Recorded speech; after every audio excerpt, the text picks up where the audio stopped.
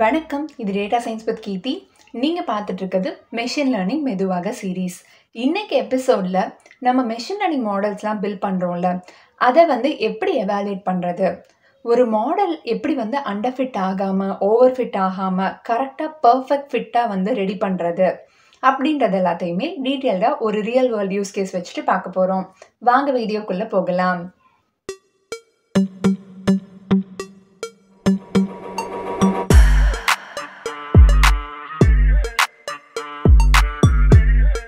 செஷனுக்கான use கேஸாக நான் ஒரு ஃபேஸ் ரெகக்னிஷன் சிஸ்டம் பில்ட் பண்ணலான்னு இருக்கேங்க. நம்ம எல்லாரோட மொபைல்லையுமே இருக்கும் இல்லையா, ஃபோனை லாக் பண்ணுறதுக்கு அன்லாக் பண்ணுறதுக்கு ஃபேஸ் யூஸ் பண்ணிப்பாங்க. ஸோ இதை நான் என்னோட மொபைலுக்கு பில்ட் பண்ணலாம் அப்படிங்கிறதுனால என்னோட இமேஜஸ் ஒரு 10 to 20 இமேஜஸ் எடுத்துக்கிறேன். டிஃப்ரெண்ட் ஆங்கிளில் டிஃப்ரெண்ட் லைட்டிங்கில் அந்த மாதிரி எடுத்து வச்சுருக்கேன். ஸோ இந்த இமேஜஸை வச்சுட்டு பேசிக்லி நான் என்ன பண்ணுறேன்னா ஒரு லீனியர் ரெக்ரெஷன் ப்ராப்ளமாக இதை ஃப்ரேம் பண்ணுறேன். ஸோ டேட்டாவில் ஃபீச்சர்ஸாக நான் என்னென்ன எடுத்துக்கிறேன்னு பார்த்தீங்கன்னா ஒரு இமேஜ்லேருந்து ஒரு 4 ஃபீச்சர்ஸ் வச்சுருக்கேங்க. ஸோ ஐஸு, அப்புறமா நோஸ், அதோட லென்த்து வித் அந்த மாதிரி ஏதாவது நம்பர்ஸ் ஞாபகம் வச்சுக்கோங்க நீங்கள், and lips and hair. So இது எல்லாத்தையுமே ஃபீச்சர்ஸாக இன்புட் ஃபீச்சர்ஸாக ஒரு 4 ஃபீச்சர்ஸ் நான் வச்சுருக்கேன். இந்த 4 ஃபீச்சர்ஸையும் எடுத்துகிட்டு தான் என்னோடய மாடலுக்கு நான் ட்ரைனிங் பண்ண போகிறேன். ஸோ இந்த 4 ஃபீச்சர்ஸும் இந்த 20 இமேஜஸ்க்கு எடுத்துக்க போகிறோம். இதை எடுத்துகிட்டு நம்ம ட்ரெயின் பண்ணிவிட்டு நம்ம மாடலை பில்ட் பண்ண போகிறோம். இந்த ஃபேஸ் ரெகக்னிஷன் சிஸ்டம் பில்ட் பண்ண போகிறோம். ஸோ அவுட்புட் எப்படி இருக்கும் அப்படின்னு பார்த்தீங்கன்னா, இப்போ என்னோட சிஸ்டமில் யாராவது கேமராவில் அவங்க ஃபேஸை காமிக்கிறாங்க அப்படின்னா இந்த 4 ஃபீச்சர்ஸையும் பேஸ் பண்ணி நான் அந்த பர்சனுக்கு ஸ்கோர் போடுவேன். அந்த ஸ்கோர் 90க்கு மேலே வருது அப்படின்றப்ப மேட்ச் ஃபவுண்டு அப்படின்னு சொல்லிட்டு டிவைஸ் அன்லாக் ஆகிடும். இந்த மாதிரி தான் என்னோட இந்த ஹைப்போதெட்டிக்கல் சிஸ்டமை நான் டிசைன் பண்ணலான்னு பிளான் பண்ணியிருக்கேன்.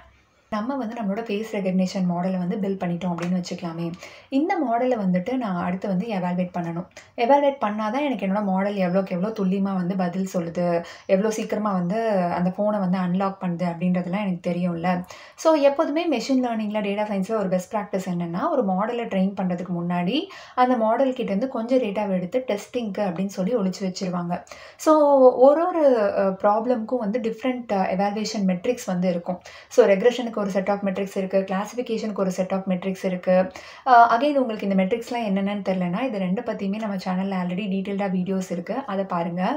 ஸோ நான் இந்த லீனியர் ரெக்ரெஷன் ப்ராப்ளம் சூஸ் பண்ணதுனால அதுக்கு ஒரு R² அப்படின்ற மெட்ரிக் எடுத்துக்கிறேன். இந்த மெட்ரிக்கை எடுத்துகிட்டு நான் என்ன பண்ணுவேன்னா ட்ரைனிங் டேட்டாவையும் கொடுத்துட்டு எவ்வளோ ஆன்சர் வருது அப்படின்னு பார்க்க போகிறேன், அண்ட் டெஸ்டிங் டேட்டாவையும் கொடுத்துட்டு எவ்வளோ ஆன்சர் வருது அப்படின்னு பார்க்க போகிறேன். ஸோ அந்த மாதிரி பண்ணும்போது எனக்கு ட்ரைனிங்கில் 58% R² ஸ்கோர் வந்தது, ஓகேவா.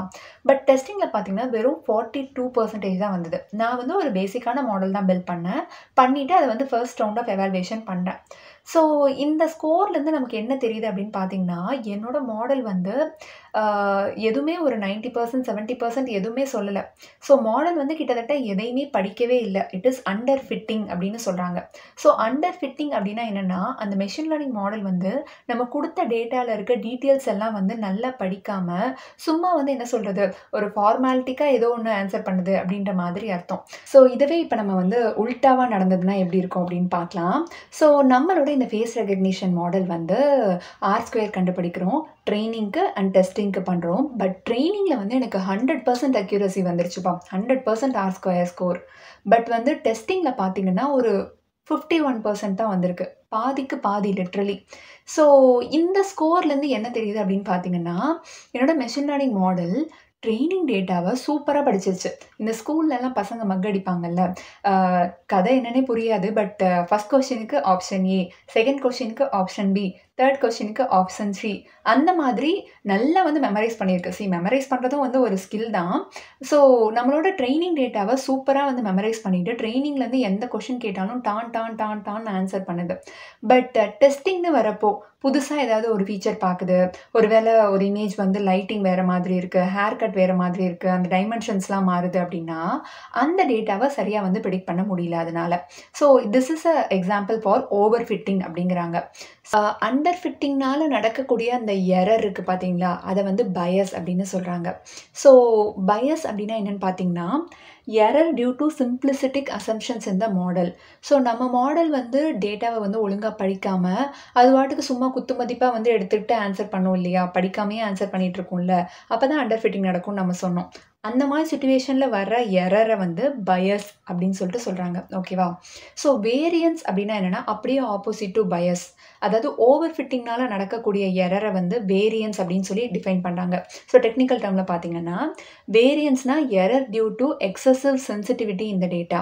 அதாவது படிக்க வேண்டிய இன்ஃபர்மேஷன்லாம் படிக்காமல் நம்ம பசங்க first question A, second question B, third question சின்னு தேவையில்லாத எல்லா டீட்டெயிலையும் மனப்பாடம் பண்ணி மக் அடிச்சு 100% அக்யூரசி கொடுத்தாங்கல்ல, அந்த எரரை வந்து வேரியன்ஸ் அப்படின்னு டிஃபைன் பண்ணுறாங்க. ரைட். நெக்ஸ்ட் வந்து அண்டர் ஃபிட்டிங்க்கும் ஓவர் ஃபிட்டிங்க்கும் ஒரு டிஃப்ரென்ஷியேஷன் சார்ட் மாதிரி பார்த்துடலாம். ஸோ அண்டர் ஃபிட்டிங் அப்படின்னா என்னென்னா, இப்போ நம்ம எக்ஸாமுக்கு வந்து ஒரு பசங்க கிட்ட வந்து புக்கு கொடுத்துட்டு படிடா அப்படின்னு சொன்னோம்னா புக்கையே திறக்காமல் வந்துட்டு குத்து மதிப்பாக ஆன்சர் எழுதுறது. ஸோ எதையுமே படிக்காமல் எந்த பேட்டர்னுமே புரிஞ்சுக்காமல் வந்து இஷ்டத்துக்கு பேசுறது, அதான் வந்து அண்டர் ஃபிட்டிங் அப்படின்னு சொல்கிறாங்க. ஓவர் ஃபிட்டிங் அப்படின்னா என்னென்னா, நம்ம ஒரு புக்கை கொடுத்து படிச்சுட்டு வர சொல்லியிருப்போம், அந்த புக்கில் இருக்க எக்ஸாக்ட் கான்செப்டை படிக்காமல் எக்ஸாக்ட் பேட்டர்னை படிக்காமல் சும்மா ஃபஸ்ட்டு ஒனுக்கு ஆன்சர் வந்து ஏ, செகண்ட் ஒனுக்கு ஆன்சர் வந்து பி அப்படின்னு சொல்லி மனப்பாடம் பண்ணி சொல்கிறது. ஸோ என்ன ஆகும் அப்படின்னு பார்த்தீங்கன்னா, அந்த புக்லேருந்து எந்த கொஷினுக்கு ஆன்சர் கேட்டாலும் அவன் சொல்லிடுவான். அந்த கொஷினையே கொஞ்சம் மாற்றி வேறு ஏதாவது இன்புட் கொடுத்துட்டு அதுக்கு ஆன்சர் கேட்டோம் அப்படின்னா அவனுக்கு ஆன்சர் பண்ண தெரியாது. ஸோ இதை வந்து ஓவர் ஃபிட்டிங் அப்படின்னு சொல்கிறாங்க. ஸோ அண்டர் ஃபிட்டிங்கில் என்ன நடக்கும்னு பார்த்தீங்கன்னா, ட்ரெயினிங்கில் இருக்க எரர் வந்து அதிகமாக இருக்கும், டெஸ்டிங்கில் வர எரரும் அதிகமாக இருக்கும். ஏன்னா நம்மால் எதையுமே படிக்கல, புக்கில் இருக்கிறதையும் படிக்கல, புதுசாக கேட்டதுக்கும் ஆன்சர் தெரியல. ஓகேவா? ஸோ ஓவர் ஃபிட்டிங்கில் என்ன ஆகும்னு பார்த்தீங்கன்னா, ட்ரெயினிங்கில் வந்து எரர் கம்மியாக இருக்கும். ஏன்னா புக்கில் இருந்து என்ன கேட்டாலும் டான் ஆன்சர் பண்ணிடுவார் நம்மளால். டெஸ்டிங் எரர் வந்து ரொம்ப அதிகமாக இருக்கும். ஏன்னா புதுசாக ஏதாவது கொஷின் மாற்றி கொஞ்சம் கேட்டோம் அப்படின்னா அவங்களால ஆன்சர் பண்ண முடியாது. ஓகே. ஸோ அண்டர் ஃபிட்டிங்கில் இன்னொரு விஷயம் என்னென்னு பார்த்தீங்கன்னா, பயஸ் வந்து அதிகமாக இருக்கும், வேரியன்ஸ் வந்து கம்மியாக இருக்கும் அப்படிங்கிறாங்க. ஸோ ரீவைண்ட் பண்ணி பார்த்தோம்னா, பயஸ் அப்படின்னா அண்டர் ஃபிட்டிங்கில் நடக்கிற அந்த எரர், மாடல் வந்து சிம்பிளாக வந்து புரிஞ்சுக்கிட்டதுக்காக உருவாக்குச்சில்ல, அந்த எரர் எல்லாமே வந்து பயஸ்ன்னு சொல்கிறாங்க. ஸோ அண்டர் ஃபிட்டிங்கில் பயஸ் வந்து அதிகமாக இருக்கும், வேரியன்ஸ் வந்து கம்மியாக இருக்கும். வேரியன்ஸ் அப்படிங்கிறது ஓவர் ஃபிட்டிங் நடக்கும்போது வர எரர். அதாவது நம்ம டேட்டாவை வந்து ஓவராக படிக்கிறப்ப வர எரர். நம்மால் தான் படிக்கலையே, ஸோ இங்கே வேரியன்ஸ் கம்மியாக இருக்கும். ஓவர் ஃபிட்டிங்கில் பார்த்தீங்க அப்படின்னா இது ரெண்டுமே அப்படியே உல்ட்டாவாக இருக்கும். அங்கே பயஸ் வந்து கம்மியாக இருக்கும், வேரியன்ஸ் வந்து அதிகமாக இருக்கும். ஓகேவா? ஸோ அண்டர் ஃபிட்டிங் வந்து எதனால் நடக்குது அப்படின்னு நம்ம அனலைஸ் பண்ணோம் அப்படின்னா தான் அதை எப்படி வந்து சால்வ் பண்ணுறது அப்படின்றத அனலைஸ் பண்ண முடியும்ல. இட் மேபி வந்து என்ன சொல்கிறாங்கன்னா, நம்மக்கிட்ட இருக்க டேட்டா வந்து சஃபிஷியண்ட்டாக இல்லை அப்படின்னு சொல்கிறாங்க. ஸோ நம்ம என்ன பண்ணலான்னு பார்த்தீங்கன்னா, நம்ம டேட்டாவை வந்து இன்னும் நிறைய சோர்சஸ்லேருந்து கலெக்ட் பண்ணி டேட்டாவை இன்னும் நிறைய வெரைட்டியாக பேட்டர்னாக கொடுத்தா அப்படின்னா அது படிக்கிறதுக்கான சான்சஸ் இருக்குங்கிறாங்க. இன்னொன்று என்னென்னு பார்த்தீங்கன்னா, நம்ம ஹைப்பர் பேராமீட்டர் டியூனிங், நம்ம மாடலை வந்து அதாவது இந்த எஸ்கேலான் அந்த மாதிரி மாடியூல் பேக்கேஜஸ் எல்லாத்துலேயுமே டிஃபால்ட்டாக ஒரு செட் ஆஃப் பேராமீட்டர்ஸ் இருக்கும். அந்த பேராமீட்டர் எல்லா டேட்டாக்குமே வந்து அப்படியே சூட் ஆகும்னு சொல்ல முடியாது. நம்ம கையில் இருக்க டேட்டாக்கு தகுந்த மாதிரி பேராமீட்டர்ஸை நாம தான் வந்து டியூன் பண்ணி எடுத்துக்கணும். இன்ஃபேக்ட் டேட்டா சயின்ஸ் ப்ராஜெக்ட்டில் ஹைப்பர் பேராமீட்டர் டியூனிங் அப்படிங்கிறதே வந்து ஒரு separate part of the life cycle. அதை பண்ணால் தான் வந்து நம்ம டேட்டாக்கு ஏற்ற பேராமீட்டர் வந்து நம்ம கண்டுபிடிக்க முடியும். ஸோ ஹைப்பர் பேராமீட்டர் டியூனிங் வந்து நம்ம பண்ணணும் அப்படின்னு சொல்லி சஜஸ்ட் பண்ணுறாங்க. அப்படியே இந்த பக்கம் வந்தோம்னா ஓவர் ஃபிட்டிங். ஓவர் ஃபிட்டிங் வந்து எதனால் நடக்குது அப்படின்னு பார்த்தீங்கன்னா, நம்மளோட மாடல் வந்து தேவையில்லாத ஃபீச்சர்ஸ்லாம் வந்து நிறைய படிக்குது. ஸோ இந்த தேவையில்லாமல் படிக்கிறத ஸ்டாப் பண்ணணும் அப்படின்னா மாடலை ஓவராக வந்து நம்ம ட்ரெயின் பண்ணக்கூடாது அப்படிங்கிறாங்க. ஸோ ஒரு மாடலை ஓவராக ட்ரெயின் பண்ணக்கூடாது அப்படின்னா என்ன பண்ணணும், கரெக்டாக எந்த அளவுக்கு ட்ரெயின் பண்ணணும் அப்படின்றத எப்படி கண்டுபிடிக்கிறது அப்படின்னு கேட்டிங்கன்னா, அதுக்கு தான் வந்து ரெகுலரைசேஷன் கான்செப்ட்ஸ் வந்து யூஸ் பண்ண சொல்கிறாங்க.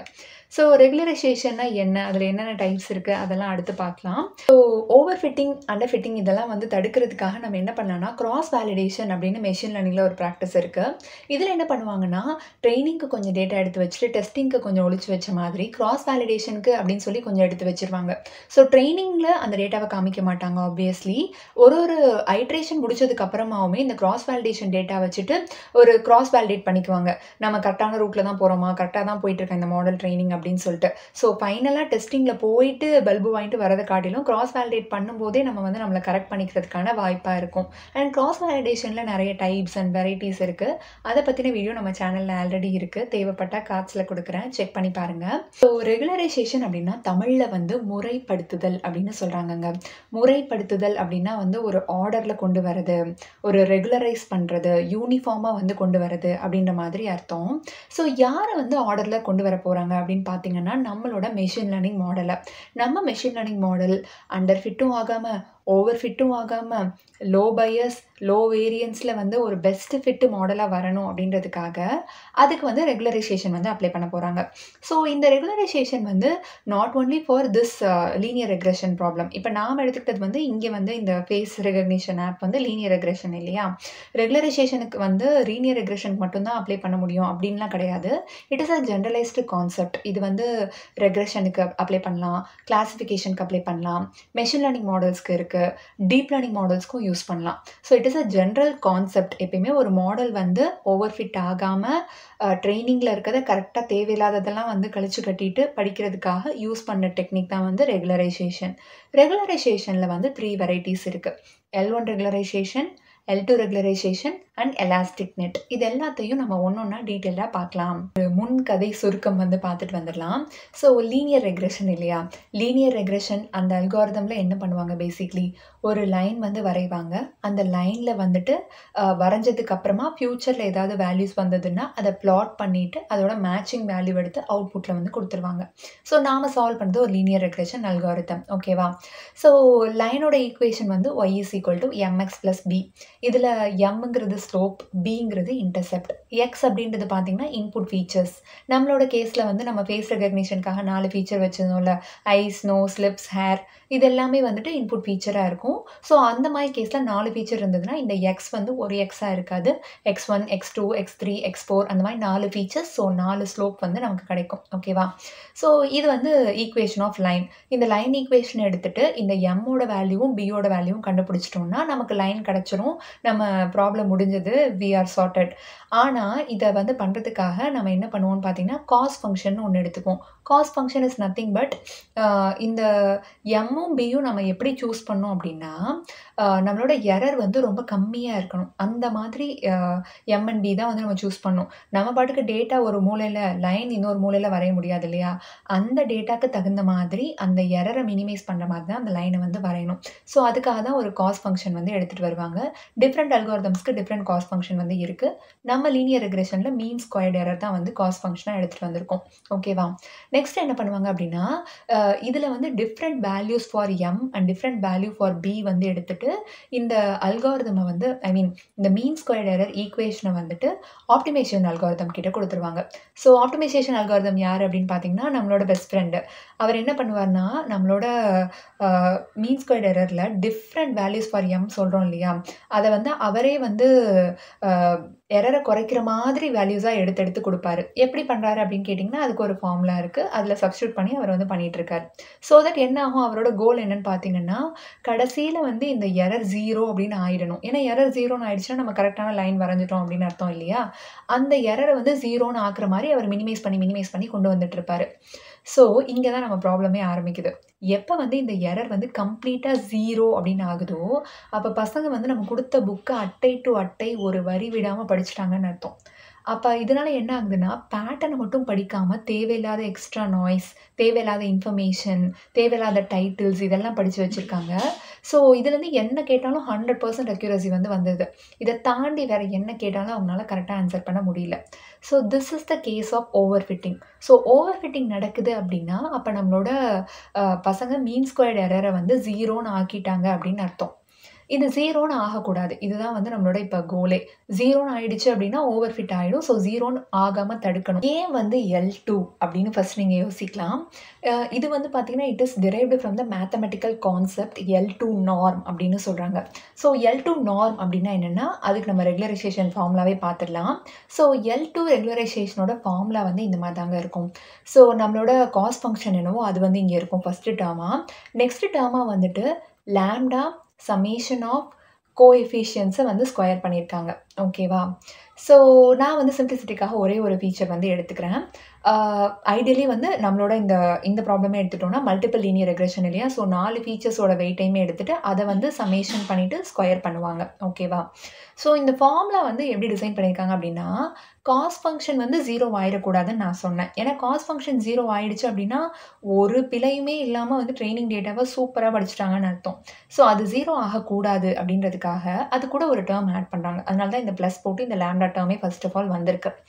ஸோ லாம்டானா என்னன்றத அப்புறம் பார்க்கலாம். எதுக்காக வந்து உள்ள வந்து கோஎஃபிஷியன்ட்ஸ எழுதுறாங்க அப்படின்னு பார்த்தீங்கன்னா, ஏன்னா இந்த கோஎஃபிஷியன்ட்ஸ தான் வந்து நம்மளோட இந்த கிரேடியன்ட் டிசென்ட் அல்காரிதம் வந்து படிக்க போகுது. கோஎஃபிஷியன்ட்ஸ் ஆர் நத்திங் பட் நம்ம மாடல் வந்து டிஃபரெண்ட் டிஃபரெண்ட் வேல்யூஸ் போட்டு போட்டு எரர் குறைஞ்சதான்னு வெரிஃபை பண்ணும்ல, அதுதான் வந்து அந்த கோஎஃபிஷியன்ட்ஸ். ஸோ நம்ம கண்டிப்பா வந்து ஒரு ஒரு ஸ்டாண்டர்டான ஒரு டெர்ம் 2, 3, 5, 9 அந்த மாரி ஏதோ ஒரு கான்ஸ்டன்ட்ட உள்ள போட்டோம் அப்படின்னா, ஸோ அந்த மெஷின் லேர்னிங் மாடல் வந்து லேர்னே ஆகாது. இந்த மெஷின் லேர்னிங் மாடலே கன்டினியூஸா லேர்ன் ஆகுற பாராமீட்டர் பார்த்தீங்கன்னா weights. Weights are nothing but coefficients. அதனால அந்த கோஎஃபிஷியன்ட்ஸ தூக்கி உள்ள போடுறாங்க. ஓகேவா? ஸோ கோஎஃபிஷியன்ட்ஸ உள்ள போட்டதோட விட வேண்டியதுதானே. அத ஏன் ஸ்கொயர் பண்ண அப்படின்னு நெக்ஸ்ட் நீங்க யோசிக்கலாம். இந்த ஸ்கொயருக்கு பின்னாடி இருக்க ரீசன் என்னன்னு பார்த்தீங்கன்னா, நம்ம கிரேடியன்ட் டிசென்ட் ஆப்டிமைசேஷன்லயே படிச்சிருப்போம். அதோட லாஜிக் எப்படி இருக்கும்னு பார்த்தீங்கன்னா, நம்ம வெயிட்ஸ் எல்லாத்தையுமே அதோட டெரிவேட்டிவ்ஸ கண்டுபிடிச்சுட்டு அது வந்து சப்ட்ராக்ட் பண்ணிக்கிட்டே இருப்பாங்க. ஓகேவா? அப்பதான் மினிமல் எரர நோக்கி அவங்களால நடந்து வர முடியும். அகைன் உங்களுக்கு கிரேடியன்ட் டிசென்ட்னா என்னன்னே புரியல அப்படின்னா, ஆல்ரெடி லீனியர் ரெக்ரெஷன் வீடியோல அத பத்தி டீட்டெயிலா டிஸ்கஸ் பண்ணியிருக்கோம். அந்த வீடியோ கார்ட்ஸ்ல கொடுக்குறேன். செக் பண்ணி பாருங்க. நெக்ஸ்ட் வந்து என்ன பார்த்தீங்கன்னா, 2 வந்து இந்த வெயிட்ஸ் கூட மல்டிப்ளை பண்றாங்க. ஸோ இப்ப நம்மளோட வெயிட் வந்து ஆல்ரெடி ஒரு பெரிய வேல்யூன்னு வச்சுக்கோங்களேன். Weight is nothing but basically coefficient இல்லையா? அதாவது ஃபர்ஸ்ட் நம்ம இந்த ஃபேஸ் ரெகக்னிஷன் ஆப்பே எடுத்துக்கலாம். 4 ஃபீச்சர்ஸ் இருக்கு. Eyes, nose, lips and hair இல்லையா? ஸோ இப்ப இந்த 4த்துக்குமே வந்து நம்ம அந்த ஈக்குவேஷன் ஆஃப் லைனே வந்து m1 x1, m2 x2, m3 x3, m4 x4 அந்த மாதிரி இருக்கும். பிளஸ் b வந்து இருக்கும். ஸோ இந்த m1, m2, m3, m4 இவங்க 4 பேரும் தான் நம்ம வெயிட்ஸ்ன்னு சொல்லி திரும்ப திரும்ப பேசிட்டு இருக்கோம். கரெக்ட்டா? வெயிட்ஸ்க்கெல்லாம் நானா வந்து ரேண்டமா வேல்யூ எடுத்துக்கிறேன். நான் ஆல்ரெடி லீனியர் ரெக்ரெஷன் சால்வ் பண்ணா இப்படி தான் எனக்கு வந்து அவுட்புட் கிடைக்கும். ஸோ புரியணுன்றதுக்காக நான் என்ன பண்ணேன்னா, நானா வேல்யூஸ் வந்து எடுத்துக்கிறேன். ஓகேவா? ஸோ இப்ப இந்த x1 கூட 0.34 அப்படின்னு ஒரு நம்பர் இருக்குல்ல. இந்த நம்பர் வந்து எதங்க டினோட் பண்ணுது? நம்மளோட இன்புட் ஃபீச்சர் x1 அதாவது ஐஸ் அந்த ஃபீச்சர்ல அத வந்து 0.34 டைம்ஸ் நம்ம மல்டிப்ளை பண்ணோம் அப்படின்னா y1 கிடைக்கிறதுக்கு வாய்ப்பு இருக்கு. அதாவது x1 ஓட கான்ட்ரிபியூஷன் y1 கண்டுபிடிக்கிறதுல வந்து 0.34 டைம்ஸ் அப்படிங்கிறத வந்து குறிக்குது பேசிக்லி. ஸோ நம்ம கண்டுபிடிக்கிற இந்த வெயிட்ஸ் எல்லாமே வந்து ஒரு ஃபீச்சரும் அவுட்புட்டுக்கு எவ்வளோ கான்ட்ரிபியூட் பண்றாங்க அப்படின்றத கால்குலேட் பண்றதுக்காக உதவி பண்ணுது. ஓகேவா? ஸோ ஓவர் ஃபிட்டிங் நடக்குது அப்படின்னா என்னன்னு சொல்றாங்கன்னா, இந்த கோஎஃபிஷியன்ட் வேல்யூஸ் இருக்கு பார்த்தியா? இந்த வேல்யூஸ் எல்லாம் ரொம்ப ஹையா இருக்கு அப்படின்றப்ப ஓவர் ஃபிட்டிங் அப்படின்னு சொல்றாங்க அத. அதாவது இந்த வேல்யூஸ் வந்து ஒரு வேரியபிளும் வந்து ரொம்ப ரொம்ப ரொம்ப ரொம்ப கான்ட்ரிபியூட் பண்ணி நம்ம ஒய்யோட வேல்யூவை இன்ஃப்ளூயன்ஸ் பண்ண நம்மால் வந்து இந்த டேட்டாவை ரொம்ப ஓவரா படிக்கிறாப்ல அப்படின்னு சொல்றாங்க. ஸோ நம்மளோட entire idea of this L2 regularisation over ஃபிட்டிங்கை தவிர்க்கிறதுக்காக என்ன பண்ணணும்னா, இந்த கோஎஃபிஷியன்ட்டோட வேல்யூ வந்து கம்மியா கண்டுபிடிக்கணும். ரொம்ப அதிகமா கண்டுபிடிக்கக்கூடாது. ஓகேவா? ஸோ கம்மியானா அதுக்குன்னு ரொம்ப கம்மியாவும் கண்டுபிடிச்சிடக்கூடாது. லைக் ரொம்ப எனக்கு எதுவுமே வேணாம் 0.1, 0.2, 0.3 அப்படி எடுத்துக்கிறேன்னு சொல்ல முடியாது. கெஸ் பண்ணணும். லைக் அந்த டேட்டாக்கு தகுந்த மாதிரி படிக்கணும். பட் ரொம்ப துல்லியமா ரொம்ப அதிகமா வந்து அந்த ஃபீச்சர்ஸோட இன்ஃப்ளூயன்ஸ் வந்து நம்ம ஒய் மேல இருக்கக்கூடாது. ஏன்னா அவங்க ரொம்ப இன்ஃப்ளூயன்ஸ் பண்ணாங்கன்னா இவன் அவங்கள ரொம்ப படிச்சிருவான். அதான் பிரச்சனை. ஓவர் ஃபிட்டிங் அதான் அப்படின்னு சொல்றாங்க. கிரேடியன்ட் டிசென்ட்குள்ள டெரிவேட்டிவ் எடுக்கும்போது 2 லாம்டா டபிள்யூன்னு வருது. ஸோ இந்த 2ஆல டபிள்யூவை மல்டிப்ளை பண்றதுனால ஒரு கோஎஃபிஷியன்ட்டும் 2ஆல மல்டிப்ளை ஆகுது. டபுள் மடங்கா வந்து மாறப்போகுது. ஸோ ஆல்ரெடி வந்து அந்த கோஎஃபிஷியன்ட் வந்து ஒரு பெரிய நம்பர். எதனால அப்படின்னா அது ஓவர் ஃபிட்டிங்க்கு காரணமா இருந்ததுனால அந்த வெயிட் வந்து பெரிய நம்பரா இருந்தது. இப்போ அதை 2ஆல வேற மல்டிப்ளை பண்றாங்க. ஸோ 2ஆல மல்டிப்ளை பண்ணிட்டா இன்னும் படா நம்பர் ஆயிடும் அந்த நம்பர். ஸோ வெயிட்டோட வேல்யூ வந்து அதிகமா ஆக அதுக்கு தான் ஆபத்து. நம்ம கிரேடியன்ட் டிசென்ட் என்ன பண்ணும் அப்படின்னு பார்த்தீங்கன்னா, அந்த வெயிட்டை வந்து 0வை நோக்கி வந்து புஷ் பண்ணும். மினிமைஸ் பண்றதுக்கு ரொம்ப வந்து ட்ரை பண்ணும். ஸோ இப்படிதான் வந்து நம்மளோட L2 ரெகுலரைசேஷன் ஃபார்முலா அதிகமா வெயிட் இருக்க பாராமீட்டர்ஸ் எல்லாத்தையும் ஃபீச்சர்ஸ் எல்லாத்தையும் வந்து பனிஷ் பண்ணுது, பீனலைஸ் பண்ணுது. இது மூலியமா வந்து நம்ம ஓவர் ஃபிட்டிங்கை தடுக்கிறோம் அப்படின்னு சொல்றாங்க.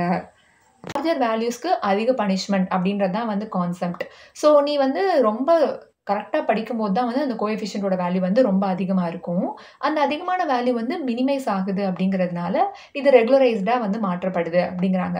ஸோ லாம்டா இங்க உட்காந்து என்ன பண்ணுது அப்படின்னு கேட்டிங்கன்னா, அது வந்து என்ன மாதிரி எந்த எக்ஸ்டென்ட்க்கு வந்து அத வந்து பண்ணணும் அப்படின்னு சொல்லி நம்ம கையில ஒரு கண்ட்ரோல் பாராமீட்டர் மாரி குடுக்குறாங்க. நம்ம ஒரு கண்ட்ரோல் ஸ்விட்ச் மாதிரி வச்சிருக்கோம். நம்ம அதிகமா பீனலைஸ் பண்ணணும் அப்படின்னு ஆசைப்பட்டோம்னா லாம்டாக்கு வேல்யூ அதிகமா குடுக்கலாம். இல்ல கம்மியா பீனலைஸ் பண்ணணும் அப்படின்னு ஆசைப்படுறோம். பெரிய வேல்யூவ ரொம்ப பனிஷ் பண்ண வேண்டாம் அப்படின்னு நினைக்கிறோம்னா லாம்டாக்கு வேல்யூ நம்ம கம்மியா குடுக்கலாம். இது வந்து ஹைப்பர் பாராமீட்டர். நம்ம மாடல வந்து ட்ரெயின் பண்ணும்போது நம்மளே வந்து இதுக்கு வேல்யூ செட் பண்ணி எது நம்ம டேட்டாக்கு சூட் ஆகுது அப்படின்றத பார்த்துட்டு வந்து சூஸ் பண்ணிக்கலாம். இன்னொரு முக்கியமான விஷயம் என்னன்னா, லாம்ப்டாக்கும் நம்மளோட வெயிட்ஸ்க்கும் நடுவுல இருக்க அந்த பந்தம் அது என்னன்னு பார்த்தீங்கன்னா, இன்வெர்ஸ்லி ப்ரொபோர்ஷனல் அப்படின்னு சொல்றாங்க. ஸோ இந்த லாம்ப்டா வந்து நம்மளா தான் டியூன் பண்ணி எடுத்துக்க போற ஒரு பாராமீட்டர். பட் இந்த லாம்ப்டா வந்து 0ன்னு இருக்குன்னு வைங்களேன். என்ன ஆகும்? நம்ம லாம்ப்டா 0, காஸ் ஃபங்ஷனும் 0, ரெகுலரைசேஷனே இல்ல. இது மல்டிப்ளை பண்றாங்க இல்லையா? ஸோ ரெகுலரைசேஷனே இல்லாம சிம்பிள் லீனியர் ரெக்ரெஷனா இந்த மாடல் வந்து பிஹேவ் பண்ணும். இது இல்லாம நான் லாம்ப்டாக்கு வந்து ஒரு கம்மியான வேல்யூ எடுத்துக்கிறேன். 0.1, 0.001 அந்த மாரி எடுத்துக்கிறேன்னா, லாம்ப்டா வந்து நான் வெயிட்ஸ் கூட மல்டிப்ளை பண்றேன் இல்லையா? ஸோ என்னோட வெயிட்டோட வேல்யூ வந்து கம்மியாயிடும். இதுவே நான் லாம்ப்டாக்கு வந்து அதிகமான வேல்யூ எடுக்கும்போது, லாம்ப்டாவ நான் வெயிட் கூட மல்டிப்ளை பண்றேன். என்னோட வெயிட்டோட வேல்யூ வந்து அதிகமாயிடும். பேசிக்கலி இந்த பெனால்டி டெர்ம், இந்த பனிஷ்மென்ட் டெர்மோட வேல்யூ வந்து அதிகமாயிடும். அதோட வேல்யூ அதிகமா இருக்கு, அதோட கோஎஃபிஷியன்ட் வேல்யூ அதிகமா இருக்குன்னா, அதுக்கு தான் வந்து டேஞ்சர். ஸோ அத வந்து நம்மளோட கிரேடியன்ட் டிசென்ட் வந்து ரொம்ப அதிகமா 0க்கு வந்து புஷ் பண்ணுது. ஸோ இதுலருந்து என்ன சொல்றாங்க அப்படின்னா, லாம்ப்டாவும் வெயிட்ஸும் வந்து இன்வெர்ஸ்லி ப்ரொபோர்ஷனல்ன்றாங்க. மூவிங் ஆன் இப்ப நம்ம L1 ரெகுலரைசேஷன் பத்தி பார்க்கலாம். ஸோ L1 ரெகுலரைசேஷனோட வேலை என்னன்னு பார்த்தீங்கன்னா, இது வந்து ஓவர் ஃபிட்டிங் ப்ராப்ளம சால்வ் பண்ண ட்ரை பண்றது இல்ல. இது எதுக்காக யூஸ் பண்ணுவாங்கன்னா, ஃபீச்சர் செலக்ஷன்க்காக யூஸ் பண்றது அப்படின்னு சொல்றாங்க ஃபர்ஸ்ட்டு. ஸோ ஃபீச்சர் செலக்ஷன்னு அவங்க என்ன சொல்றாங்கன்னா, இதுலயும் வந்து முன்னாடி மாதிரியே வந்து நம்ம லாஸ் ஃபங்ஷன், காஸ் ஃபங்ஷன் கூட ஒரு ரெகுலரைசேஷன் டெர்ம் வந்து ஆட் ஆக போகுது. பட் இதோட பர்ப்பஸ் என்ன அப்படின்னு பார்த்தீங்கன்னா, நமக்கு நம்ம டேட்டா செட்ல சில ஃபீச்சர்ஸ் இருக்கும் இல்லையா? இப்ப நம்மளோட இந்த ஃபேஸ் ரெகக்னிஷன் ஆப்லயே eyes, nose, lips and hair இருக்கு. மேபி ஹேரோட ஃபீச்சர்ஸ் வந்து எனக்கு அவ்வளோ தேவையில்லன்னு நான் நினைக்கிறேன். அது வந்து அவ்வளவா என்னோட அவுட்புட்க்கு வந்து கான்ட்ரிபியூட் பண்றதில்ல. ஏன்னா இன்னைக்கே நான் லாங் ஹேர் வச்சிருப்பேன். நாளைக்கு நான் ஷார்ட் ஹேர் கட் பண்ணிடுவேன். ஸோ ஷார்ட் ஹேரா இருக்கும்போது அத வச்சுட்டு பெருசா ஒண்ணும் இன்ஃப்ளூயன்ஸ் பண்ண வேண்டாம் என்னோட அவுட்புட்ட. ஃபேஸ் வந்து மேட்ச் ஆகுதான்னு பார்த்தா போதும். ஓகேவா? ஸோ இப்ப வந்து இந்த ஃபீச்சர் வந்து அதிகமா அவுட்புட்க்கு கான்ட்ரிபியூட் பண்ணலன்ற பட்சத்துல, இந்த ஃபீச்சரையே நான் டிராப் பண்ணிட்டு 3 ஃபீச்சர்ஸ் மட்டும் வச்சு என் மாடல வந்து ட்ரெயின் பண்ணிட்டு போயிடலாம். அதுக்கே வந்து நல்ல அவுட்புட் வந்துரும். ஓகேவா? ஸோ இத வந்து இந்த ஃபீச்சர் தேவையில்ல அப்படின்னு நான் இப்ப வந்து உங்களுக்கு ஹேர் கட் எக்ஸாம்பிள் வச்சு சொன்னேன். பட் மெஷின் லேர்னிங் மாடல் வந்து தேவையில்லாத ஃபீச்சர்ஸ்க்கு வெயிட் வந்து 0 அப்படின்னு அஸ்யூம் பண்ணிடலாம். அதனால என்ன ஆகும்னா, அந்த ஃபீச்சரே தேவையில்ல. அத டிராப் பண்ணிட்டு மாடல் வந்து ட்ரெயின் ஆயிக்கட்டும். அப்படின்றத டெக்னிக்கலா சொல்றதுக்காக தான் L1 ரெகுலரைசேஷன் யூஸ் பண்றாங்க. ஸோ L1 ரெகுலரைசேஷனோட ஃபார்முலா வந்து இந்த மாரி தான் இருக்கும். முன்னாடி யூஸ் பண்ண மாதிரி சேம் வே லாம்ப்டா இருக்கு. அண்ட் ஸ்லோப்ப வந்து அங்க ஸ்கொயர் பண்ணியிருந்தாங்க. இங்க வந்து அதுக்கு அப்சல்யூட் வேல்யூ வந்து எடுக்குறாங்க. ஸோ அப்சல்யூட் வேல்யூனா என்னன்னா, அதுக்குள்ள நெகட்டிவ் வேல்யூ வந்தா அது பாசிட்டிவ் ஆயிடும். பாசிட்டிவ் வேல்யூ வந்தா பாசிட்டிவாவே தான் இருக்கும். ஓகேவா? அதான் வந்து அப்சல்யூட் வேல்யூன்னு சொல்றாங்க. ஸோ உங்களுக்கே தெரியும் இங்க ஏன் வந்து ஸ்லோப் யூஸ் பண்றாங்க அப்படின்னா, slopes R nothing but weights. நம்ம மெஷின் லேர்னிங் மாடல் வந்து கிரேடியன்ட் டிசென்ட் யூஸ் பண்ணி இந்த வெயிட்ஸ தான் வந்து படிக்குது. ஸோ அதனால வந்து அந்த வேல்யூ அங்க யூஸ் பண்றாங்க. அண்ட் லாம்ப்டா வந்து அகைன் வந்து ஒரு கண்ட்ரோல் ஸ்விட்ச். எந்த எக்ஸ்டென்ட்க்கு வந்து நம்ம வந்து இந்த வெயிட்ஸ வந்து பனிஷ் பண்ணலாம் அப்படின்றத நாம டிசைட் பண்றதுக்காக ஹைப்பர் பாராமீட்டரா செட் பண்ணியிருக்காங்க. ஒரு ஃப்ளோ பார்க்கலாம். நம்மளோட லீனியர் ரெக்ரெஷனுக்கு இப்ப நம்ம வந்து L1 ரெகுலரைசேஷன் அப்ளை பண்றோம்னா, சேம் லீனியர் ரெக்ரெஷன்னாவே லைன் ஈக்குவேஷன் வந்துரும். mx + b. mமும் bயும் கண்டுபிடிக்கணும். எரர் வந்து 0ன்னு ஆயிடக்கூடாது. இங்க ரெகுலரைசேஷன் டெர்ம் வந்து ஆட் பண்ணியிருக்காங்க. இந்த ரெகுலரைசேஷன் டெர்மை எடுத்துட்டு நம்ம கிரேடியன்ட் டிசென்ட் மூலியமா mமும் bயும் கண்டுபிடிக்க போறோம். ஸோ கிரேடியன்ட் டிசென்ட்ல இப்ப இந்த ஈக்குவேஷன் எடுத்துட்டு நம்ம டெரிவேட்டிவ் கண்டுபிடிச்சோம்னா, derivative of the absolute value இருக்கு இல்லையா? அது வந்து எப்பவுமே ஒரு கான்ஸ்டன்ட்டா தான் மூவ் ஆகும். வேல்யூ வந்து லெஸ் தென் 0னா -1ன்னு இருக்கும். வேல்யூ வந்து கிரேட்டர் தென் 0னா +1ன்னு இருக்கும். ஸோ பேசிக்கலி வெயிட் என்னவோ அதுவே தான் வந்து இருக்கும். பிளஸ், மைனஸ் மட்டும் தான் வந்து மாறுது. ஓகேவா? இந்த மாதிரி இருக்கு. ஸோ இதுல வந்து இப்ப என்னோட மாடலுக்கு வந்து ஒரு வெயிட் வந்து வேல்யூ வருது. அந்த வெயிட் வேல்யூ வந்து ரொம்ப கம்மியா இருக்குன்னு வச்சுக்கோங்களேன். ஏன் கம்மியா இருக்குன்னு அகைன் நீங்க கேட்டீங்கன்னா, அந்த ஃபீச்சர் தான் அதிகமா என்னோட அவுட்புட்க்கு கான்ட்ரிபியூட் பண்ணவே இல்லையே. ஸோ அதோட கோஎஃபிஷியன்ட் வேல்யூ, வெயிட் வேல்யூ வந்து ரொம்ப கம்மியா தான் இருக்கும். 0.11 அந்த மாரி தான் இருக்குன்னு வச்சுக்கோங்களேன். அந்த 0.11 வந்து எடுத்துட்டு நம்ம இந்த டெரிவேட்டிவ்ல சப்ஸ்டிட்யூட் பண்ணோம்னா, இந்த டெரிவேட்டிவ் வேல்யூவும் பெருசா எதுவும் பூஸ்ட் அப் பண்ணல. லாம்ப்டா வேல்யூவும் நான் ரொம்ப கம்மியா தான் குடுப்பேன். 0.1, 0.001 அந்த மாரி தான் வந்து குடுப்பேன். ஸோ டெரிவேட்டிவும் வந்து முன்னாடி வந்து நமக்கு டெரிவேட்டிவ் எடுத்தப்போ ஸ்லோப்ப ஸ்கொயர் பண்ணோம். ஸோ அந்த ஸ்கொயர் வந்து முன்னாடி 2ஆ மல்டிப்ளை ஆயிடுச்சு. அதனால பெரிய வெயிட்ட வந்து பயங்கர பெருசாக்குச்சு. இங்க அந்த மாதிரி யாருமே இல்ல. வெறும் சைன் மட்டும் தான் இருக்கு. ஸோ பூதாகரமா ஆக்குறதுக்குலாம் ஆள் கிடையாது. ஸோ இதோட எண்டா என்ன ஆகும்னு பார்த்தீங்கன்னா, அந்த வெயிட்டோட வேல்யூ ஒரு சர்டைன் பாயிண்ட்ல வந்து 0வாவே மாறிரும். அந்த பர்ட்டிகுலர் ஃபீச்சருக்கு வெயிட்டே வந்து 0ன்னு மாறிடுது. 0ன்னு மாறிடுச்சு அப்படின்னா, அந்த பர்ட்டிகுலர் ஃபீச்சரே எக்ஸ்க்ளூட் ஆயிடுதுன்னு அர்த்தம். மத்த ஃபீச்சர்ஸ் எல்லாத்தையும் வச்சு தான் நம்ம மெஷின் லேர்னிங் மாடல் வந்து படிக்குது. Alright. So L1 and L2 ரெகுலரைசேஷனுக்கு நடுவுல இருக்க டிஃபரன்ஸ ஒரு சார்ட் ஃபார்ம்ல பார்த்துடலாம். ஸோ L2 ரெகுலரைசேஷன் இதோட பெனால்டி டெர்ம் வந்து பார்த்தீங்கன்னா, ஸ்லோப் ஸ்கொயரா இருக்கும். இங்க வந்து absolute value of the slope. இங்க அதே மாதிரி கிரேடியன்ட் டிசென்ட் பண்ணும்போது டெரிவேட்டிவ் ஃபார்முலா இப்படி இருக்கும். இந்த சைட்ல பார்த்தீங்கன்னா, டெரிவேட்டிவ் ஃபார்முலா அந்த மாதிரி இருக்கும். வெறும் சைன் மட்டும் கண்டுபிடிக்கிற மாதிரி இருக்கும். ஓகே. ஸோ நெக்ஸ்ட் வந்து L2 ரெகுலரைசேஷன் பர்ட்டிகுலர்லி எதுக்கு யூஸ் பண்றாங்க அப்படின்னா, ஓவர் ஃபிட்டிங்க தடுக்கிறதுக்காக யூஸ் பண்றாங்க. ஸோ அதனால என்ன நடக்கும் அப்படின்னு பார்த்தீங்கன்னா, எல்லா வெயிட்டையுமே வந்து குறைக்க தான் ட்ரை பண்ணும் நம்மளோட L2 regularisation.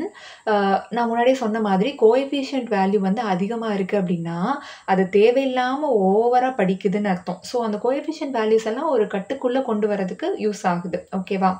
And L1 regularisation என்ன பண்ணும்னு பார்த்தீங்கன்னா, சில கோஎஃபிஷியன்ட் வேல்யூவ வந்து 0வாவே மாத்திரும். ஸோ இங்க வந்து பார்த்தீங்கன்னா, அந்த கோஎஃபிஷியன்ட் வேல்யூ 0 ஆகுறதுனால, ஃபீச்சர் செலக்ஷன் அந்த மாதிரி வேலைகளுக்கு L1 ரெகுலரைசேஷன் யூஸ் ஆகுது. L2 regularisation over fitting problem solve பண்றதுக்காக தான் மெயினா வந்து யூஸ் ஆகுது. And L1 regularisation is also called as lasso regularisation. L2 regularisation is also called as ridge regularisation. சரி L1, L2 எனக்கு 2மே வேணும். அதாவது என்ன சொல்றது, தேவையில்லாத ஃபீச்சர் வேண்டான்னா அதுக்கு 0 ஆயிடணும். சில ஃபீச்சர்ஸ் வந்து ஓவரா படிக்க வேண்டாம் அப்படின்னா, அதோட வேல்யூ கம்மி ஆயிடணும். இது 2யுமே நான் அச்சீவ் பண்ண முடியுமா அப்படின்னு கேட்டீங்கன்னா, எஸ். எலாஸ்டிக் நெட் அப்படின்னு ஒரு ரெகுலரைசேஷன் டெக்னிக் இருக்கு. இது ஒண்ணும் கிடையாது. நம்ம லாஸ் ஃபங்ஷன்ல அப்படியே வந்து L1 + L2 பண்ணிடுவாங்க. It becomes elastic net. So இந்த ஈக்குவேஷன் எடுத்துட்டு இதுக்கு டெரிவேட்டிவ் கண்டுபிடிச்சு கிரேடியன்ட் டிசென்ட்ல வந்து சால்வ் பண்ணிட்டு இருப்பாங்க. ஸோ நம்மளோட டேட்டா செட்டுக்கு தகுந்த மாதிரி நம்ம L1 ஆர் L2 ரெகுலரைசேஷன்லாம் யூஸ் பண்ணிக்கிட்டோம் அப்படின்னா, நம்ம வந்து ஒரு ஜெனரலைஸ்டான மெஷின் லேர்னிங் மாடல பில்ட் பண்ணலாம். ஸோ அவ்வளோதாங்க. செஷனோட எண்டுக்கு நம்ம வந்துட்டோம். ஸோ நாமளும் வந்து நம்மளோட இந்த ஃபேஸ் ரெகக்னிஷன் ஆப் இருக்கு இல்லையா? இத வந்து ரொம்ப ஜெனரலைஸ்டா பில்ட் பண்ணணும் அப்படின்னு ஆசைப்பட்டோம்னா, L1 and L2 regularisation use பண்ணி தேவையான ஃபீச்சர்ஸ் மட்டும் எடுத்துட்டு, தேவையில்லாததெல்லாம் படிக்காம வந்து ட்ரெயின் பண்ணிக்கலாம். ஸோ நீங்க வந்து டேட்டா கரியர்ல என்ட்ராக ட்ரை பண்ணிட்டு இருக்கீங்க. டேட்டா சயின்ஸ்ல எப்படி வந்து இன்டர்வியூஸ் இருக்கும்? என்ன மாதிரி ரெஸ்யூம் ப்ரிப்பேர் பண்ணணும்? இந்த மாதிரிலாம் உங்களுக்கு டவுட்ஸ் இருந்ததுன்னா, நான் ரொம்ப அஃபோர்டபுளான பிரைஸ்ல டாப்நெட்ல 1-to-1 செஷன் கண்டக்ட் பண்ணிட்டு இருக்கேன். செக் பண்ணி பாருங்க. இந்த செஷன் உங்களுக்கு பிடிச்சிருந்ததுன்னா, உங்க டேட்டா ஃப்ரெண்ட்ஸ்க்கு யாருக்காவது யூஸ்ஃபுல்லா இருக்கும்னு நினைச்சீங்கன்னா, கண்டிப்பா அவங்களோட ஷேர் பண்ணிக்கங்க. நன்றி.